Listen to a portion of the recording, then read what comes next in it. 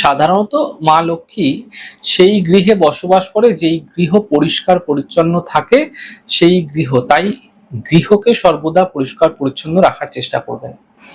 দ্বিতীয়ত, যেই বাড়িতে এঁটো বাসন এদিক ওদিক ফেলে রাখা থাকে, অথবা সারা রাত রান্নাঘরে এঁটো বাসন পড়ে থাকে, অনেকের বাড়িতেই থাকে, হয়তো আপনাদের কেউ বলে গেল যে এঁটো বাসনটা রাখতে নেই, কিন্তু আপনারা কি হয় 7 দিন রাখলেন, তারপরে একদিন এঁটো বাসন রেখে দিলেন। এঁটো বাসন রাখবেনই না, বিশেষ করে রান্নাঘরে তো রাখবেনই না, ফেলে রাখবেন না। এতে লক্ষ্মীর যে বসবাস সেই গৃহ থেকে চলে যায়, মা লক্ষ্মী সেই পরিবার থেকে রুষ্ট হয়ে যান এবং গৃহ থেকে চলে যান। যে বাড়িতে ঝাঁটা যত্নে রাখা হয় সেই বাড়িতে মা লক্ষ্মীর বাস থাকে।